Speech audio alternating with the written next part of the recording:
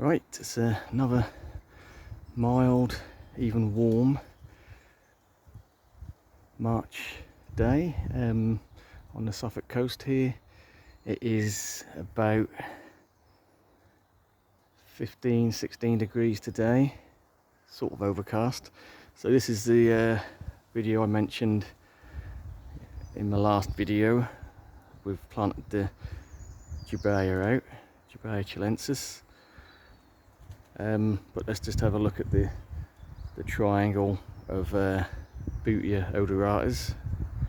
So we've got varying degrees of silver. This is probably the least silver here. Then we've got one which is slightly more bluey silver here, and then that completes the triangle. We've got the newly planted one at the bottom there. So I'm really pleased with that. One of my favourite cold hardy palms. Can't beat the look of them, especially when you get the silver forms and just the arch and fronds, and never really had any damage on these palms. Right, so we've got the Jubaea chilensis in.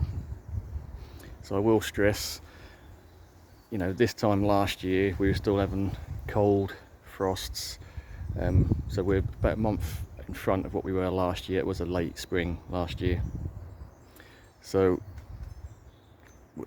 we still could get frosts. I know that it's getting a bit cooler towards the weekend. It's currently Thursday today, but yeah, I'm not planting out anything this tender or going to get damaged by frost, so just sort of cold hardy stuff, just because I was itching to get going and I want to get some stuff in the ground, get some of these projects on the go that I've had in my brain for too long. Anyway, so this is what it is. So we've got the slow growing small palm bed in the centre of the garden here. Not really going to go into much of that now. All the palms are done fine. Bearing in mind last year or last winter they all pretty much all spear pulled, apart from the small Jubaea. Everything spear pulled, everything came back, so that's good. So yeah, so we've got a lot of greenery here. So in the mid section between the original palm bed, I sort of extended it and done a bigger raised area. So in the mid section here we've got a bit of block of colour here just to break up the greenery. So what we've got is a cordyline, and this is one of my favourite ones because it's quite a intense sort of hot pink, almost verging on purple, and that is cordyline salsa. So that is just a really unusual colour.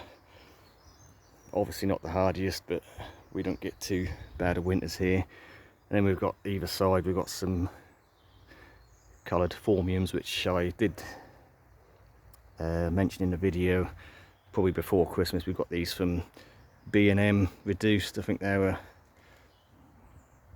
12 quid originally. They're half price, so they're about 6 quid each. So this is, they were unnamed, so I'm guessing this one is probably either Jester or Joker. Very similar. So we've got sort of pinky with the green in the leaves. And on the other side here, let's go round and have a look. We've got, again, unnamed. I call it pink edge. I don't know if that's the actual name for it, but again, we've sort of got more of a browny green leaf with the quite a nice pink edge to it. And yeah, just a block of colour there, evergreen colour, just to break up the greenery of the palms. Right, so this raised bit at the end with the Jubaea, this is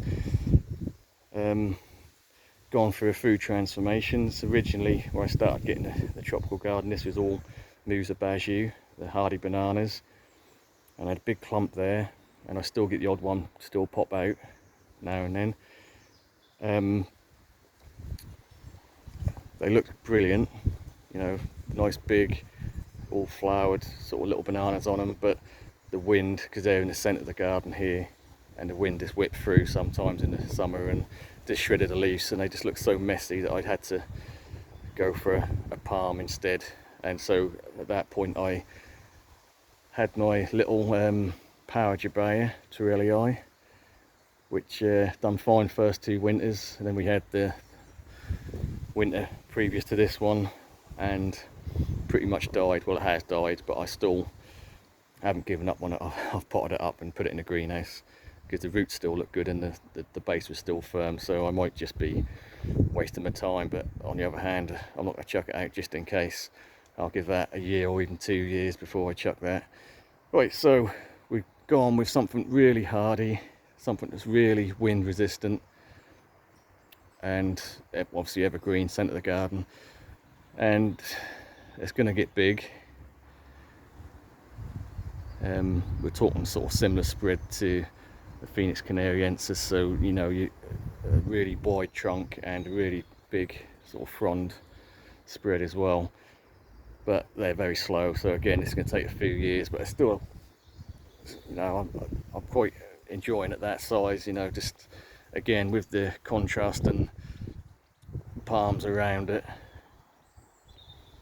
They are quite different. I mean, I was never a huge fan of Jubaea just because they're expensive, but I thought, you know, they're quite similar looking to Canariensis, but I don't know, the more you look at them, obviously they're not. They're similar colour fronds and sort of similar stiffness, but they are very different looking palm. Right, so what have we done? So we dug out the stump of the power Jubaea, and we've cleared it all because there was some dahlias and some cannas in this little raised bed here, so I took everything out, so there shouldn't be anything popping up. We've planted the Jubaea chilensis in there, and I'll put some weed membrane underneath. Then we've got, this was a byproduct of the koi pond I used to have. If you've been watching the channel for any amount of time, you'll probably remember that. So this is Alpha Grog, bit of a funny name. I won't go into the details of what it is, but basically it's used as a filter media for koi ponds, or this ponds in general, because it's got a really big surface area. But I think it looked a bit like lava rock, so I thought that's quite fitting. So I had a big tub of this, so I put the weed membrane down and I put all that on top, so I think that looks just a different look to anywhere else in the garden, sort of, like I say, sort of a lava rock feel to it. And we've got the Jubaea sort of bursting out like a volcano, if you like. So the Jubaea itself, like I say, we're probably looking trunk wise, it's probably a foot across and nearly a foot tall, so I mean, reasonable sized trunk. What I have noticed, I didn't really pick up on it straight away, but closer inspection at some point, and it's probably been a few years back, it did have quite a traumatic spear pull, I'd imagine, because we've got sort of almost a cavity, and then we've got all the new growth coming out the centre here, so we've still got the old leaves and obviously a spear pull, and then we've got all this new flush here. So this was probably the first smaller leaf that pushed out after the spear pull, and since then, you know, the leaves are getting bigger and bigger, and we can see us pushing out 2 or 3 fronds there. So it has had damage in the past, but it doesn't look too bad, and I think if we have a good summer, that should push out them centre fronds and sort of balance out the older growth. But yeah, so it's a good 4.5, 5 foot wide and probably 3.5 foot tall. So that's a good centrepiece, and like I say, over a few years that'll fill out and look quite nice. So that is the Jubaea planted. Again, I wouldn't go planting out any tender stuff or anything that's going to get damaged if we do get a light frost. Just hardy stuff, which you know these the 2 palms I've recently planted, the Jubaea and the Butea odorata, they're in pots sitting outside anyway, so that's not as if we're going to do any damage by putting them in the ground, other than root disturbance, which I was really careful and really didn't disturb the roots whatsoever. Just sort of carefully pulled the pots off and gently put them in the hole and backfilled, so there's no root damage, no root disturbance. They've had a good water in, and I will keep them well watered while the weather is warm, and hopefully they'll settle in nicely. So again, this is going to depend on where you are in the country, because I know a lot of places aren't getting as nice a weather as we are here.